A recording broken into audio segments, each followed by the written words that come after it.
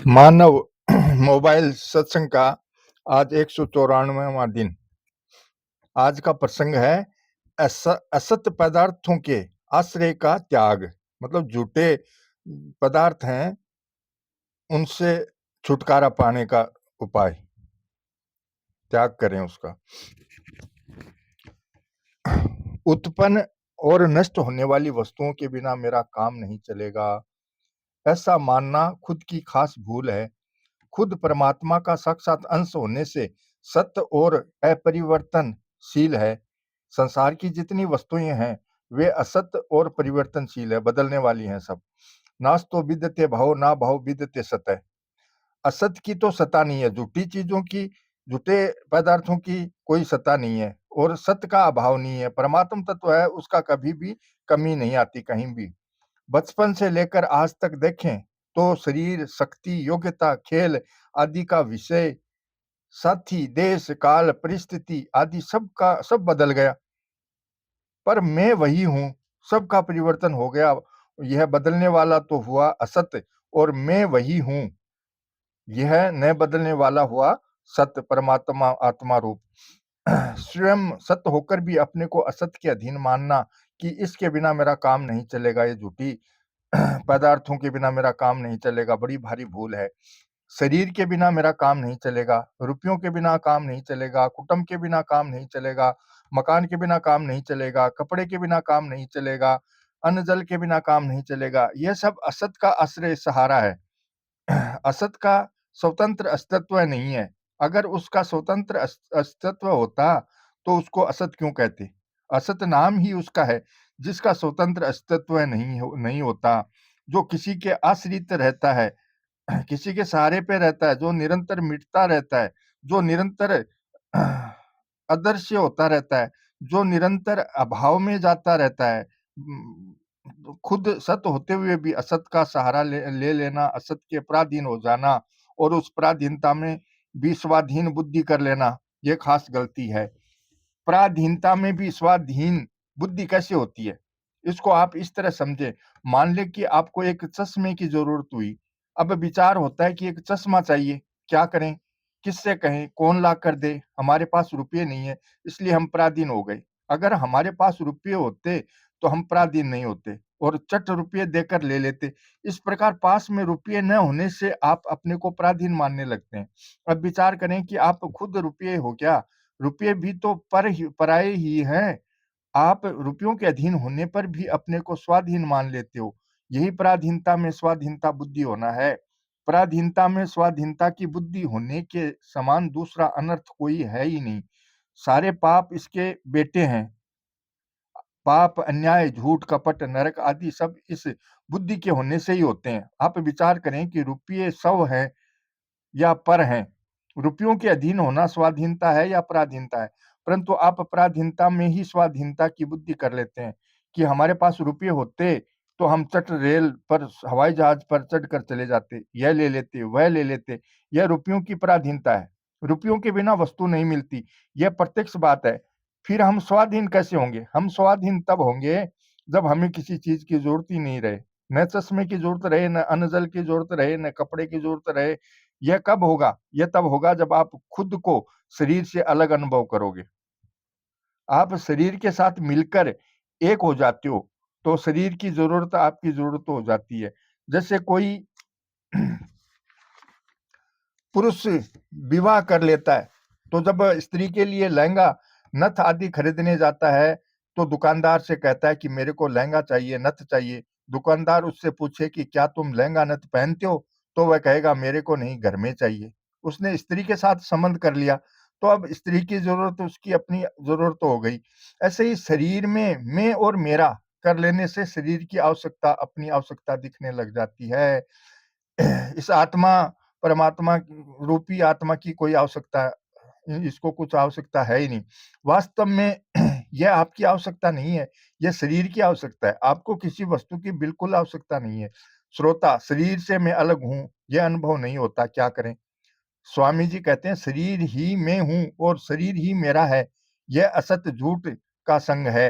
आप सत्य हो, शरीर असत्य है। आप अविनाशी हो, शरीर विनाशी है, नाश होने वाला है।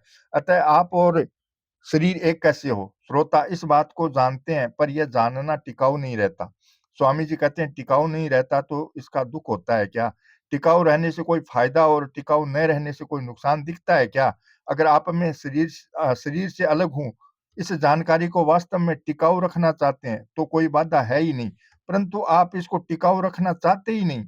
इसके टिकाऊ न रहने का आपको दुःख ही नहीं है। इस समय तो आप ऐसा कहते हो कि ये टिकाऊ नहीं रहता। पर क्या दूसरे समय भी आपको इसकी याद आती है क्या?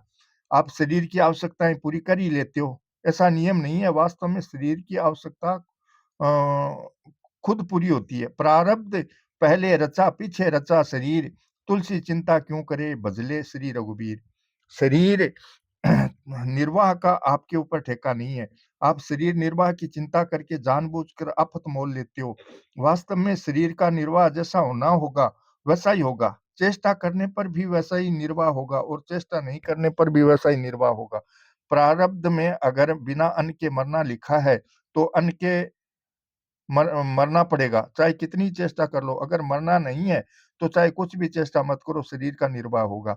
इस बात पर आप ध्यान देना कि आपके शरीर निर्वाह के लिए तो परमात्मा की तरफ से प्रबंध है, पर आपकी तृष्णा की पूर्ति के लिए प्रबंध नहीं है। जितनी तृष्णा रखोगे, वो आपकी पूरी नहीं होगी, आवश्यकता पूरी हो जाएँगी। नहीं है, नहीं होंगी, नहीं होंगी, नहीं होंगी। आप जो चाहते हो कि इतना मिल जाए, इसकी पूर्ति के लिए कोई प्रबंध नहीं है, परंतु आपके शरीर निर्वाह के लिए पूरा प्रबंध है भगवान के किया हुआ। जिसने जन्म दिया है, उसने जीवन निर्वाह का भी पूरा प्रबंध किया है। अपनी माँ के स्तनों में दूध आपने हमने पैदा किया था क्या? माँ का दूध पैदा करने के लिए हमने कोई मेहनत की थी क्या? माँ के दूध का प्रबंध जिसने किया था, क्या वह बदल गया? क्या वह मर गया? अब क्या अब कोई नई बात हो गई? इसलिए शरीर निर्वाह के लिए चिंता कभी नहीं करनी चाहिए।